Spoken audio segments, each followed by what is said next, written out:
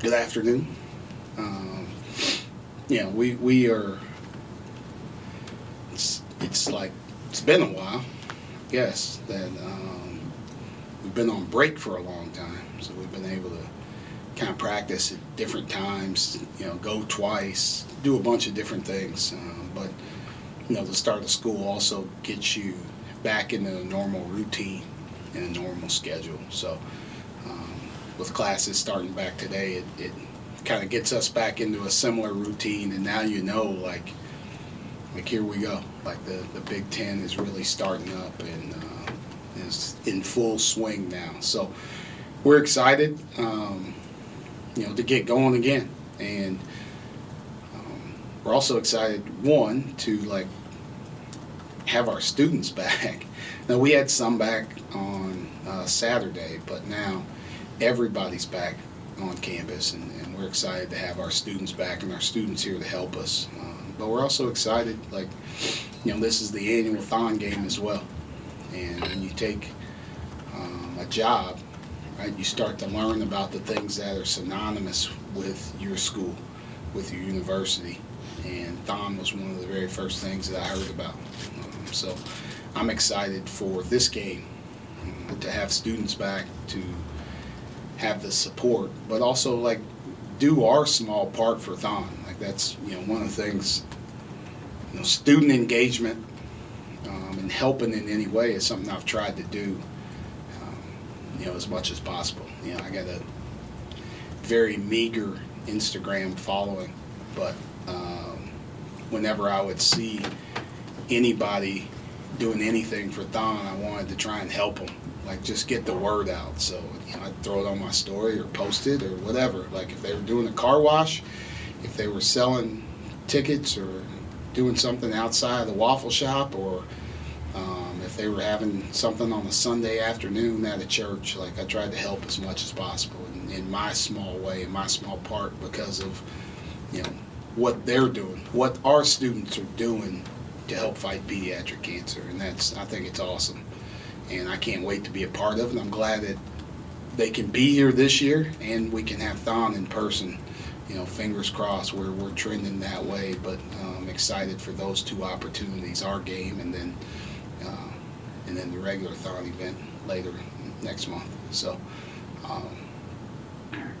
but also at the top of my mind, we have a hot Rutgers team coming in here.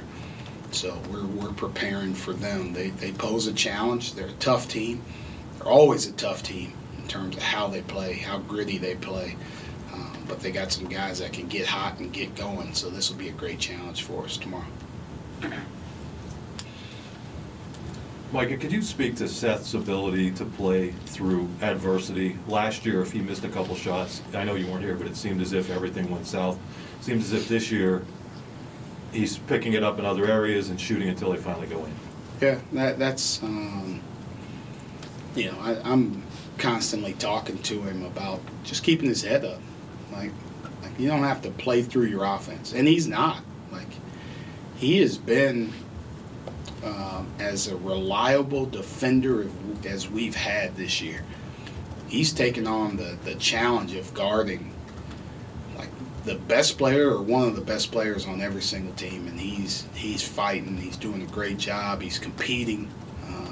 He's rebounding the ball well, especially on the defensive glass, and he's getting some timely offensive rebounds as well too. So when you keep your focus on everything else, it helps you, right? Continue to do your job, then your shot will fall at some point in time. The basketball gods usually take care of you, reward you when you're doing other things. If you're strictly playing offense and you're not making shots, you're only thinking about your offense, and now you're getting back cut, somebody's getting an offensive rebound, all kinds of things are happening that your mind's not on. So he's done a good job of being a two-way player for us. And if he's got aspirations to play beyond here, which I know he does, that's who he has to be. And he's taken on that role, and he's guarded some really good players, and I thought he did a great job on Jaden Ivey, and created challenges for him. And then his shot fell a couple times late. So I need to do a better job of getting him more things early when he's struggling to help him continue to be better offensively. Ron Harper Jr. is the centerpiece of this Rutgers team. How do you plan to slow him down offensively and the rest of the team? I can't tell you that. Man, I know Steve Pike. Steve Pike was a great coach, and he is like preparing his team as much as possible. For a fight, a battle. Ron Harper Jr. is a really good player. Like, he's torched. I've been a part of, unfortunately, him torching us a few times, right? It's not just him. Like, Geo Baker's done it. Caleb McConnell, Paul Mulcahy. Like, they've had a lot of different people who can all score and do different things. So, it's an everyday thing. Like, our three-point defense has to be good. Like, Ron Harper can get it going from three, can shoot it from deep. We're going to need to defend him at the half-court line. I saw him beat somebody from half-court, so we need to pick our defense up and make sure he's not Euro-stepping from half-court to make a game-winning shot like he did against Purdue. So, also know Steve Pike was not going to waste his time watching this interview that I'm doing right now. So I could tell you, but I'm not going to tell you what we're going to do against him. We're going to guard him as hard as possible, and hopefully he needs to shoot. He needs to have more field goal attempts than points, right? If we're doing that, then we're probably doing a pretty good job defending him. Micah, would you say that Greg Lee's workload is sort of where you want it to be long term now that he's had a few games back? And how important is his floor spacing ability to what you want to do on offense? Yeah, he's still, I think, getting into a rhythm in terms of offensively, in terms of how he plays. Like, you see each game, he's getting more and more comfortable.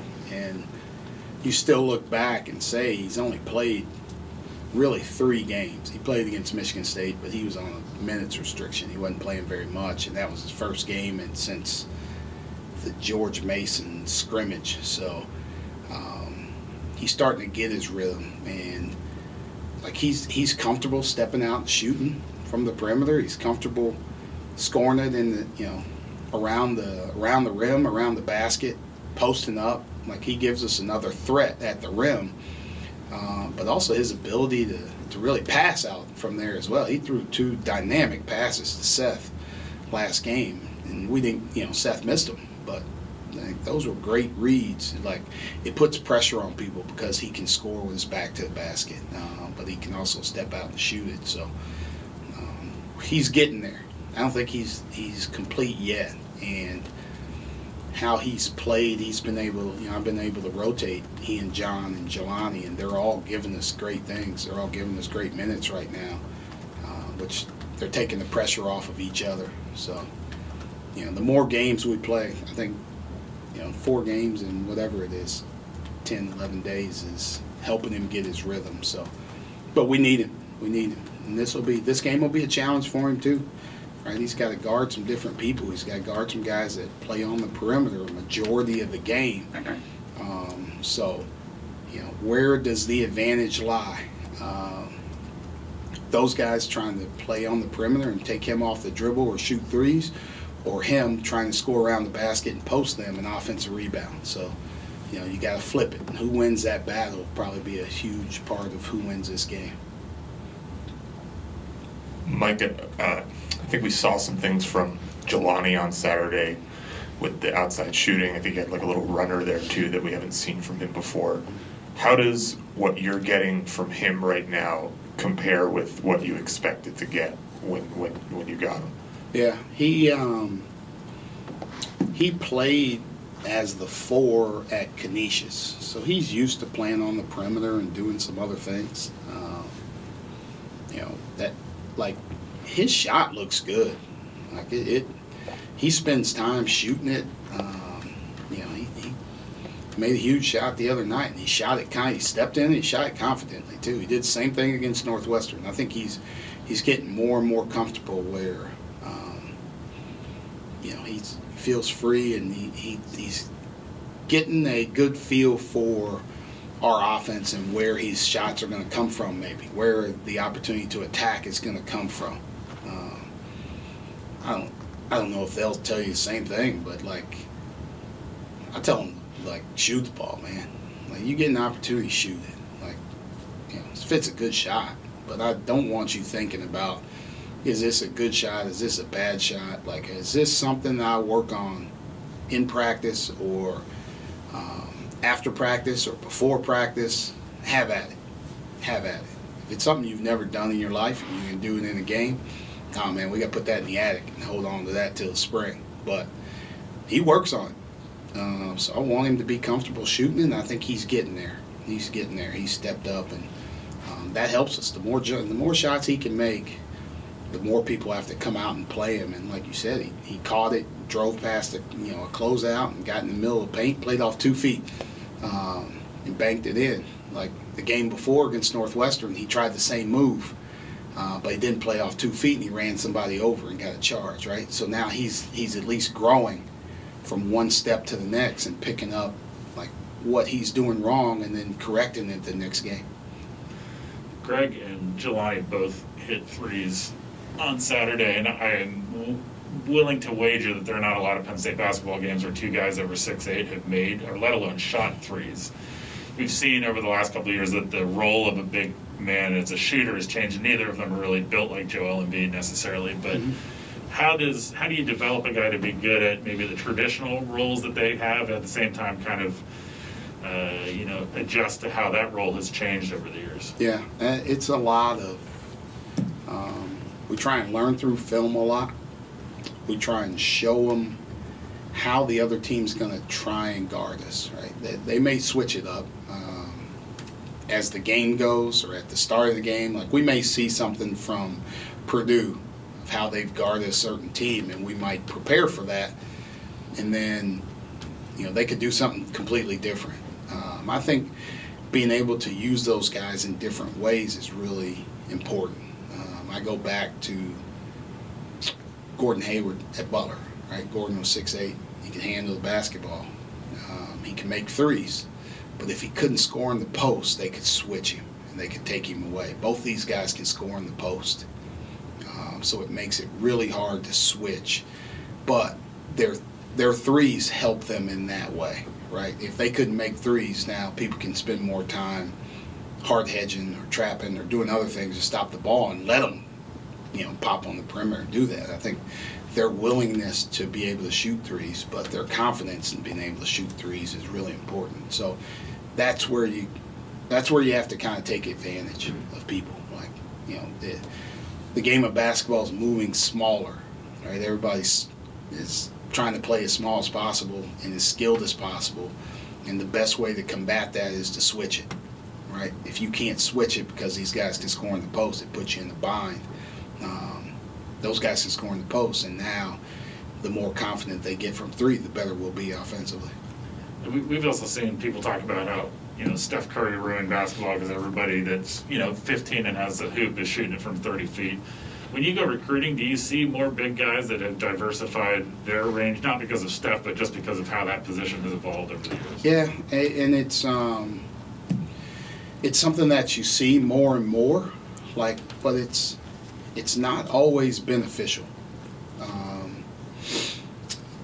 So it's almost like I talked about with Gordon. Like, you have to be able to do both, and that's the one thing I would say if you're a high school kid, you're a big guy, right? Like, people talk about skill all the time. You need to be skilled to play at the next level. You need to be skilled to play in the NBA, and that's all that they talk about is shooting the basketball. Like, the skill needs to be your ball handling and your passing.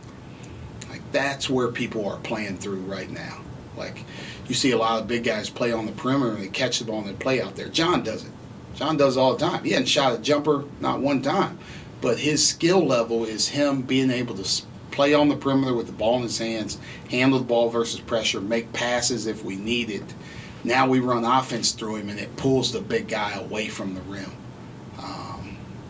If you can only shoot but you can't dribble and pass, you're easily guardable in terms of that. So that's where I would say, and once again, just like Steve Peichel, there probably aren't skilled big kids or youth coaches watching this right now. But if you are, work on the ball handling and the passing, right? Shooting's really important, right? If you can shoot, you can play. If you can only shoot, like you're a one-trick pony, they can take you away. Like, be able to do other things and work on your ball handling, work on your passing, because that makes you even more dangerous in terms of what you can do. Andrew and then John. Coach, when I talk to fans back here on the podium, when I talk to fans, it's apparent that you won them over so far. Is that important to you? I don't know. I mean, yeah, sure. It's important to me. I don't, whatever I do, it's all genuine, right? It's just me. I'm just being myself. Like, I don't have the energy to try and like be somebody in public and then come to practice and be somebody else and then go into the office and be somebody else with my staff. Like, I'm just being me. And if people like it, like, awesome. Come to the games. If you don't like it, I'm sorry. I can't change. Still come to the games, right? And cheer for our team. I think that's, that's all it is just trying to do my small part. Like, I love being here. I enjoy being here. I enjoy the people in this community. I enjoy the people at Penn State. And when you enjoy, I love the people that I work with. Like, when you get that mix, like, you're in a good spot. And like, that's how I feel. So, I used to say it all the time, like, we're just trying to make Penn State proud. And I think how our guys play, how hard they play, the effort they put in, win or lose, I look up as I'm walking back through the tunnel and I see the people that have been here for a long time sitting up top there, and they're clapping. They're standing up clapping, win or lose. And all that's telling me is these guys played hard enough for them to come back, right? If you get one opportunity to come watch us play, whether it's Rutgers, whether it's Purdue, whether it's Minnesota, whoever it may be, if you get one opportunity to come and watch us play, we want you to leave and say, man, that was money well spent, and I'll do it again anytime. Micah, you talk a lot about Jelani as a floor spacer. How important is he as a rim runner to someone like Sam, who generally operates, in the pick and roll and in isolation, and needs someone like that to sort of help him get to the rim a little bit? Yeah, I think Jelani's versatility, being able to kind of slide seamlessly, between being a guy that's like our quote-unquote five at times to being who's our, playing with somebody bigger like John. So that's where I think you see the time that we had to practice, where those guys can play together more and play off of each other. I think Jelani's such a threat at the rim that, he causes people to help. And that's what you need. Sometimes we can't get to the rim because they put so much pressure at stopping our guards higher on the floor. If he can roll and get behind the defense, that makes people pull in and worry about him. The guys on the help side, and when I say pull in, the guys on the help side have to come in and stop him, because he's a vertical rim threat. You can throw it above the rim, he can jump up and go get it. So that really helps us. It really helps our offense when people are allowed to stay at home because we can't get behind them on the roll or we'll put pressure on the rim. That makes it easier for us to guard. So his ability to get out of screens, get behind the pick and roll defender, and be able to catch it above the rim is definitely a threat. So the practice time, him being able to do both has been a key for us offensively. Final question. Can you give us an update on Giovanni? Is a red shirt a possibility there, and just what will he bring to the floor when he's eventually able to play? Thanks. Yeah, he's actually, like, we were waiting on some. COVID hurt some things academically for us in terms of, like, you can't take tests in person when you're in quarantine. Rules don't really allow that. So, like, we had to push a few things back. So, he finished up in the classroom great. He just didn't get a chance to finish up in around finals week like everybody else did, on Penn State's campus. So, he's actually really close to playing. And, you know, I'm going to have a conversation with him about, like, here's what we need from you. I need you to play as hard as you possibly can play, and I need you to be as good as you can be defensively. You know, he has an ability, like, you know, he's kind of playing out of position right now, just based on what we have and who our team is. But he has the ability to drive the basketball, and he's a really good passer. He's a really good passer. He can see the floor and make plays. So, like, what he needs to do is play his game. And I try and tell him that every single day. Like, just because you're guarding John or John's guarding you, you don't have to play like John. You're not him, right? You need to be him defensively, yeah, right? Because he's doing everything right. But offensively, you have to play your own style and your own game. And he's doing great things for us in practice. And, you know, because of what he did in the classroom, like, you know, we dressed him last game. And now, like, hopefully I can put him in here pretty soon. Thank you, Coach. Thanks. Thank you, guys. Thanks.